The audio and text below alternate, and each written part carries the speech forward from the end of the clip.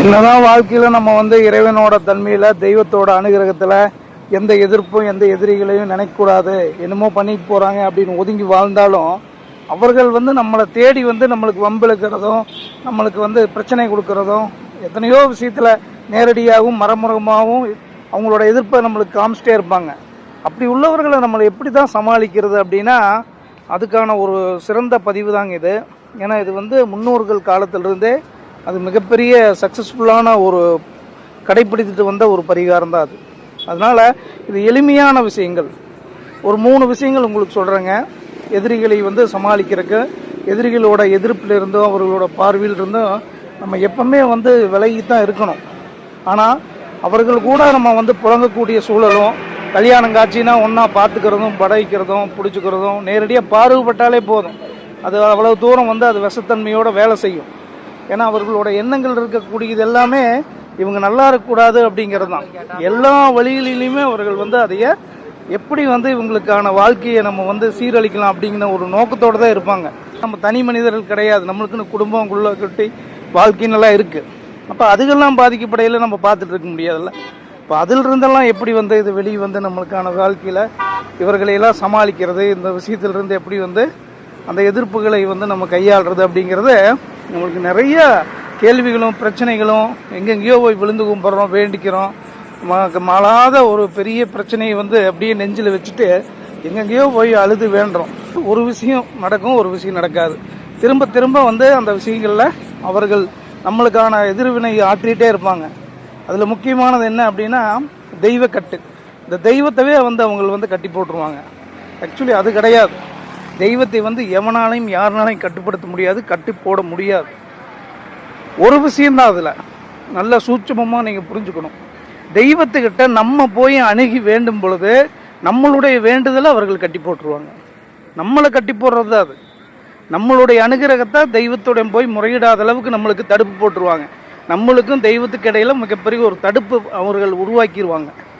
இப்படியான தீய சக்திகளோட செயல்பாட்டினால தான் அந்த விஷயங்கள் நம்மளுக்கு பெரிய அளவில் வேலை செய்யாமல் போகிறதுக்கு காரணமே. அப்போ இந்த மாதிரியெல்லாம் வேண்டுதலாம் வச்சும் அது நடக்கலை அப்படின்னா என்ன அர்த்தம் அப்படின்னா அதுக்கு தெய்வத்திடம் நம்ம போய் அணுக முடியாத அளவுக்கு நம்மளுக்கு கட்டு நம்ம மேலே இருக்கிறது அது. அப்போ அதையெல்லாம் விலக்கி இதெல்லாம் நம்மளுக்கு செயல்படாமல் இருக்கணும், கொஞ்சம் கொஞ்சமாக அதெல்லாம் விலகணும் அப்படின்னா இது தினமும் நான் வேலைக்கு போகிறேங்கய்யா, அங்கே வேலை செய்கிற இடத்துலையே எங்களை அங்காளி பங்காளி எதிரிகள்லாம் இருக்காங்க, அவங்க கூட தான் வேலை செய்கிற, பேச்சுவார்த்தை இல்லைனாலும் கூட அவங்க கூட தான் புழங்குறேன் அப்படின்னாலும் இதை எப்படி நான் டெய்லி செய்கிறது அப்படின்னா நீங்கள் செஞ்சு தான் ஆகணும். சரிங்களா? இந்த முறையை நீங்கள் கையாண்டிங்கன்னா நிச்சயமாக உங்கள் வாழ்க்கையில் பொடி தவிடு பொடியாயிரும் அவர்களோட எண்ணமெல்லாம்.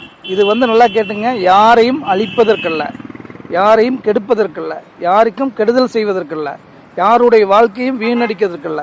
இது எதுவுமே அந்த வேண்டுதல் இருக்காது. என்னிடம் வரக்கூடிய எதிரிகளுடைய அந்த தீய சக்திகளுடைய வேலை இதுடன் அழிஞ்சு போயிடணும், என்னை காப்பாற்றணும். அவர்களுடைய பார்வையில் இருந்தோ, அவர்களோட வார்த்தையில் இருந்தோ, அவர்களோட சொல்லில் இருந்தோ, அவங்களுடைய அந்த திட்டமுறைப்பாடுன்னு சொல்லுவாங்க, அந்த விஷயங்கள்ல இருந்தோம் எங்களை கரைச்சி கொட்டுறாங்க, நாங்கள் வாழ்கிறதே அவங்களுக்கு பிடிக்கல, அதிலிருந்து அவங்கள்டிருந்தோ அந்த விஷயங்கள்லேருந்து என்னை காத்துறது அப்படின்னு சொல்லி குலதெய்வத்தையும் இஷ்ட தெய்வத்தையும் தாய் மாசாணி வேண்டிட்டு இதை விளக்கேற்றுங்க, ஏற்றி இது பண்ணுங்க. நிச்சயமாக உங்களுக்கு அற்புதமான யோகங்களும் ரொம்ப ரொம்ப பிரமாதமாக இருக்கும். நீங்கள் நினச்சே பார்க்க முடியாத அளவுக்கு உங்களோட வாழ்க்கையில் மாற்றங்கள் வரும். முதல்ல உங்களோட கைகால் சுகம், அடுத்து முகப்பொழிவு. நீங்களே பாருங்க, அனைத்தினமும் இதை செஞ்சுட்டே வாங்க, முகப்பொழிவு எப்படி மாறுதுன்னு பாருங்கள். தீயதை எரிப்புக்கு ஒதுக்கக்கூடிய அந்த ஆற்றல் மிளகுக்கு இருக்கிறது, மிகப்பெரிய சக்தி இருக்கிறது. அதான் 8 மிளகு இருந்தால் எதிரி வீட்டில் போய் சாப்பிட்லான்னு முன்னோர்கள் எழுதி வச்சாங்க. அதனுடைய முறையான விஷயங்கள் என்னென்னா உட்கொள்வதற்கும், உள்ள சாப்பிட்டாலும் அந்த விஷங்கள் எதிரி என்ன வைப்பாங்க, மருந்து மாயம் ஏதாச்சும் சோத்தில் கலந்து வச்சுருவாங்க, அதையும் வெளியேற்றி விடும். வெளிப்புறத்தில் இருக்கக்கூடிய இதையும் இந்த விஷயத்தை பண்ணனா அழிச்சு ஒழிச்சு அதை நாசகாரம் விஷயத்தில் அவர்களுடைய வேலைகள் எடுபடாது. நம்ம என்னதான் பண்ணுறது அப்படிங்கிறது நிறைய பேருக்கு கேள்வியாக இருக்குது. அதுக்கு ஒரு மிக சிறந்த பரிகாரத்தை நான் சொல்கிறேங்க. சிம்பிளாக வாழ்வியல் பரிகாரம், சக்ஸஸ்ஃபுல்லானதை அன்றைக்கி மன்னர்கள் காலத்திலிருந்து இதெல்லாம் கடைப்பிடிச்சு பல விஷயங்களில் அவர்கள் வெற்றி கண்டிருக்காங்க. என்ன அப்படின்னா முதல்ல சொல்லக்கூடியது, நீங்கள் முக்கியமாக வெளியே கிளம்புறீங்க, நீங்கள் வேலை செய்கிற இடத்துலையே உங்களுக்கு எதிரிகள் இருக்காங்க, வெளி கிளம்பினாலே எதிரிகள் தான் இருக்காங்க. அந்த ரோட்டை தாண்டி ஊரை தாண்டி பஸ்ஸில் போனாலே அவங்க கூட தான் பயணம் பண்ண வேண்டியது இருக்குது. இப்படி எத்தனையோ விஷயங்கள் இருக்குது இல்லைங்களா? கதவை திறந்தாலே எதிரி தான் இருப்பாங்க. அப்படியெல்லாம் இருக்குல்ல சிலர்களுக்கு. அதெல்லாம் என்ன பண்ணுறது அப்படின்னா சிம்பிளான விஷயம் பாருங்கள். 8 மிளகு எடுத்து சிகப்பு துணியில், நல்ல சிவப்பு துணியில், காட்டன் துணியில் 8 மிளகு எடுத்து கட்டிக்குங்க. கட்டி அதை வந்து உங்களுடைய பேக்லேயோ பையிலையோ, பெண்களாக இருந்தால் முந்தானையிலேயே முடிஞ்சு வச்சுக்கோங்க. அந்த 8 மிளகு கட்டினா அந்த சிகப்பு மூட்டையை முந்தானையிலேயே முடிஞ்சு வச்சுக்கோங்க. இப்போ நீங்கள் எல்லா இடத்துக்கும் போகலாம். கல்யாணத்துக்கு போகலாம், காட்சிக்கு போகலாம், நல்லதுக்கு போகலாம், கெட்டதுக்கு போகலாம், வேலைக்கு போகலாம். அன்றாடம் வந்து அவங்க கூட தான் வேலை செய்கிறோம், ஒன்றாவே வேலை செய்கிறாங்க, எல்லாமே வந்து ஒன்றா புழங்குறோம். இப்படியெல்லாம் இருந்தாலும் ஏன்னா அந்த பார்வை, அந்த விஷயங்கள், அந்த பேச்சு ஏச்சு எல்லாமே நம்மளை வந்து பாதிச்சுட்டே இருக்கும். அப்போ இந்த நெகட்டிவ் எல்லாமே வந்து அப்ளை பண்ணக்கூடிய விஷயங்கள்லேருந்து நம்ம வந்து தப்பிப்பதற்கு இந்த 8 மிளகு போதுங்க. இந்த 8 மிளகு எடுத்துகிட்டு போய் நீங்கள் பொழுதுக்கும் அங்கே போங்க, இங்கே போங்க, எல்லா இடத்துக்கும் போங்க, கல்யாணம் காட்சி எல்லாத்த இடத்துக்கும் போங்க. போயிட்டு வந்துட்டு வீட்டுக்கு வர்றீங்கள்ல, வரையில் இதை போகும்போதே ஒரு அகல் விளக்கு, ஒரு மண் விளக்கு, சின்ன விளக்கு எடுத்து வெளியில் வச்சுட்டு போயிருங்க. சரிங்களா? அந்த அகல் விளக்கு எடுத்து ஒரு தீப்பெட்டி வச்சுட்டு ஓரமாக வச்சுட்டு போயிருங்க. அந்த அகல் விளக்கில் கொஞ்சமாக கல்லுப்பு போட்டு வச்சுட்டு போயிடணும். அதான் விஷயம்.